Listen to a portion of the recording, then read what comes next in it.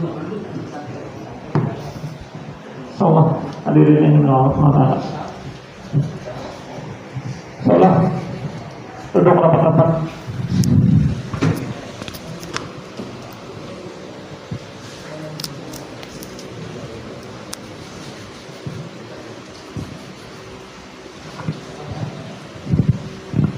Insyaallah hadirin yang dirahmati Allah, sebentar lagi akan dibacakan kitab Hayatus Sahabah. Maka kita hadir di sini, mari sama-sama kita hidupkan sunnah baginda Rasulullah Sallallahu Alaihi Wasallam, yang mana Rasulullah dan para sahabat ini apabila diadakan suatu majelis maka mereka duduknya rapat-rapat. Maka kita yang hadir di sini pun mari sama-sama kita hidupkan sunnah baginda Rasulullah Sallallahu Alaihi Wasallam. Insyaallah niat semuanya insyaallah.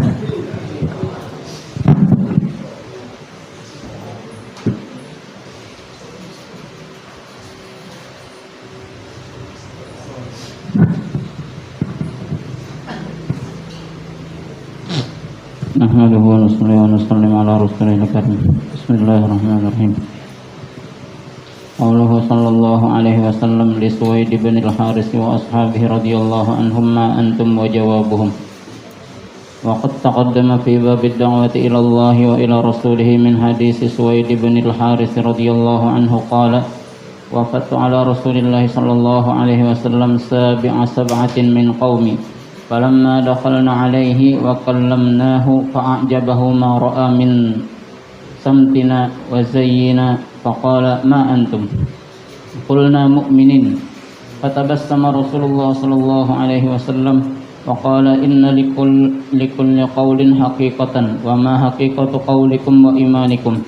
قال سويد: فقلنا: 15 خصلة، 5 منها أمرتنا رسلك أن نؤمن بها، و5 منها أمرتنا رسلك أن نعمل بها، و5 منها تخلقنا بها في الجاهلية فنحن عليها إلا أن تكره منها شيئا. فذكر الحديث في الإيمان بالله وملائكته وكتبه ورسله والقدر خيره وشره وأركان الإسلام والأخلاق الطيبة. قصة رجل كان منافقا جاء إلى النبي صلى الله عليه وسلم للاستغفار فاستغفر له. وأخرج أبو نعيم عن ابن عمر رضي الله عنهما قال: كنت جالسا عند النبي صلى الله عليه وسلم إذ جاءه حرملة بن زيد الأنصاري رضي الله عنه أحد بني حارثة، فجلس بين يدي رسول الله صلى الله عليه وسلم فقال: يا رسول الله، الإيمان ها هنا، وأشار بيده إلى لسانه، والنفاق ها هنا، ووضع يده على صدره ولا يذكر الله إلا قليلا. فسكت رسول الله صلى الله عليه وسلم وردد ذلك حرملة، فأخذ رسول الله صلى الله عليه وسلم بطرف لسانه حرملة فقال: اللهم اجعل له لسانا صادقا وقلبا شاكرا، وارزقه حبي وحب من يحبني، وصير أمره إلى خير. فقال له حرملة: يا رسول الله، إن لي إخوانا منافقين كنت فيهم رأسا، أفلا أدلك عليهم؟ فقال رسول الله صلى الله عليه وسلم: من جاءنا كما جئتنا استغفرنا له كما استغفرنا لك، ومن أصر على ذلك فالله أولى به. كذا في الكنز. وأخرجه ابن الطبراني وإسناده لا بأس به، وأخرجه ابن منده أيضا. وروينا في فوائد هشام بن عمر رواية أحمد بن سليمان من حديث أبي الدرداء رضي الله عنه نحوه. كذا في الإصابة. الإيمان بذات الله عز وجل وصفاته تبارك وتعالى. إكثار صحابي رضي الله عنه من قراءة سورة الإخلاص. أخرج البيهقي في الأسماء والصفات أن عائشة رضي الله عنها أن رسول الله صلى الله عليه وسلم بعث رجلا على سرية، فكان يقرأ لأصحابه في صلواتهم فيختم بقل هو الله أحد. فلما رجعوا ذكروا ذلك لرسول الله صلى الله عليه وسلم، فقال: سألوه لأي شيء يصنع هذا؟ فسألوه فقال: إنها صفة الرحمن، فأنا أحب أن أقرأها. فقال رسول الله صلى الله عليه وسلم: أخبروه أن الله عز وجل يحبه. وأخرجه الشيخان عن عائشة كما قال البيهقي. بسم الله الرحمن الرحيم. Ucapan Nabi Shallallahu Alaihi Wasallam terhadap Sayyidina Suwaid bin Haris dan sahabatnya radhiyallahu anhum, siapa kalian dan apa jawaban mereka? Telah dijelaskan di dalam bab terdahulu, di dalam bab dakwah kepada Allah dan kepada Rasulnya, dari hadis Sayyidina Suwaid bin Haris radhiyallahu an. Beliau berkata, aku menjadi utusan yang ketujuh dari 7 orang yang dari kaumku yang berangkat menemui Rasulullah sallallahu alaihi wasallam. Maka tatkala kami menemui beliau dan kami berbincang dengan beliau, maka Nabi sallallahu alaihi wasallam terheran-heran terhadap apa yang beliau lihat dari baiknya keadaan kami dan pakaian-pakaian kami. Maka Nabi sallallahu alaihi wasallam bertanya dengan bersabda, siapa kalian? Maka kami pun menjawab, kami adalah orang yang beriman. Maka Rasulullah sallallahu alaihi wasallam pun tersenyum, dan kemudian beliau bersabda, sesungguhnya bagi setiap perkataan itu ada buktinya. Maka apa bukti perkataan kalian dan apa bukti iman kalian? Maka sahabat Suwaid radhiyallahu an berkata, kemudian kami katakan ada 15 perkara. 5 diantaranya utusanmu telah menyampaikan kepada kami agar kami beriman dengannya, dan 5 perkara yang telah diperintahkan oleh utusan engkau agar kami mengamalkan dengannya, dan 5 perkara yang telah kami lakukan sejak zaman jahiliyah dan kami akan senantiasa melakukannya kecuali engkau membencinya, engkau tidak menyukainya. 5 perkara itu yaitu bersyukur ketika lapang, bersabar ketika mendapatkan musibah, berkata jujur dalam setiap pertemuan, dan kemudian ridho dengan jalannya takdir, kemudian meninggalkan menyukai musuh dalam ketika mendapatkan musibah. Kemudian perawi menyebutkan hadis mengenai beriman kepada Allah dan beriman kepada malaikat, beriman kepada kitab-kitab Allah, beriman kepada rasul-rasul Allah, dan beriman kepada takdir yang baik dari Allah dan takdir yang buruk dari Allah, dan beriman dan rukun-rukun Islam dan berakhlak yang baik. Kisah seorang laki-laki yang dahulunya adalah merupakan orang munafik yang datang kepada Nabi sallallahu alaihi wasallam untuk meminta ampun. Maka kemudian Nabi sallallahu alaihi wasallam mengampuninya. Telah diriwayatkan dari Imam Abu Nuaim dari sahabat Sayyidina Umar radhiyallahu anhuma, beliau berkata,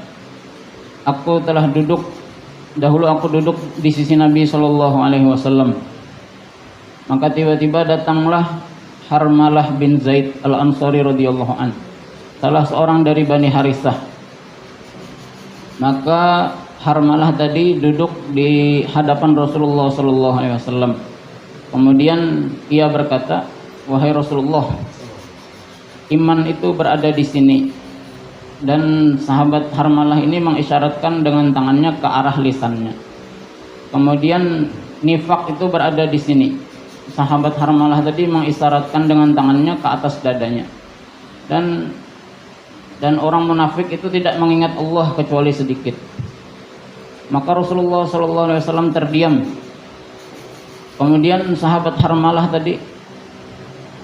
Harmalah tadi mengulang-ulang kata-kata yang demikian tadi. Maka akhirnya Rasulullah SAW mendoakan, seraya memegang ujung lisan Harmalah tadi, mendoakan, ya Allah, jadikanlah lisannya lisan yang benar dan hatinya hati yang bersyukur, dan berikanlah ia kecintaanku, dan jadikanlah ia cinta terhadap orang yang mencintaiku, dan jadikanlah akibat segala perkara yang ia buat terhadap menjadi kebaikan. Maka Harmalah tadi berkata kepada Rasulullah, wahai Rasulullah, sesungguhnya aku memiliki saudara-saudara dari kalangan orang-orang munafik yang dulu kedudukanku di antara mereka sebagai ketua mereka. Maka apakah aku menunjukkan mereka terhadapmu? Maka Rasulullah SAW bersabda, orang yang datang kepada kami sebagaimana kamu mendatangi kami, maka akan kami mintakan ampun untuknya sebagaimana kami memintakan ampun untukmu. Dan orang yang tidak melakukan demikian, maka Allah Subhanahu wa taala sendiri yang berhak menghakiminya, sebagaimana yang telah dituliskan dalam kitab Al-Kanz. Jadi dai kalau nggak perlu melihat masa lalu orang, misalnya masa lalunya ada yang buruk, tetap doakan dengan kasih sayang, diperlakukan dengan lemah lembut. Ini diriwayatkan telah Imam Tabrani dan isnadnya tidak ada masalah, dan Imam Ibnu Mandah juga mengeluarkan riwayat yang ini. Kemudian kami juga meriwayatkannya di dalam kitab Fawaid Hisham bin Ammar dari riwayat Imam Ahmad bin Sulaiman dari hadis sahabat Abu Darda semisalnya, sebagaimana yang telah disebutkan di dalam kitab Al-Iswabah. Iman terhadap zat Allah Subhanahu wa taala dan sifat Allah Subhanahu wa taala. Seorang sahabat memperbanyak membaca surat Al-Ikhlas. Imam Baihaqi telah mengeluarkan hadis di dalam kitab Asma wa Sifat dari Sayyidatina Aisyah radhiyallahu anha bahwasanya Rasulullah sallallahu alaihi wasallam mengutus seorang laki-laki ke Sariyah. Jadi dalam bahasa Arab perang itu ada dua bahasanya, ada Ghazwah, ada Sariyah. Ghazwah itu yang Rasulullah SAW sendiri ikut di dalamnya, di dalam perang tersebut. Kalau Sariyah itu atas sepengetahuan Rasulullah, tapi Rasulullah tidak ikut. Maka kemudian sahabat yang dikirim Rasulullah tadi menjadi imam. Maka ia membaca di antara sahabat-sahabatnya di dalam salat mereka, membaca Al-Quran. Kemudian setiap ia membaca maka diakhiri dengan surah Qul Huwallahu Ahad. Maka manakala mereka kembali, sahabat-sahabat tadi kembali, maka yang lain daripada sahabat-sahabatnya ini tadi menceritakan hal yang demikian kepada Rasulullah Sallallahu Alaihi Wasallam. Maka Nabi Sallallahu Alaihi Wasallam bersabda, tanyalah kepadanya kenapa ia berlaku demikian. Maka teman-temannya tadi bertanya, kenapa kamu setiap sholat setelah membaca surat pasti diakhiri dengan surah Qul Huwallahu Ahad?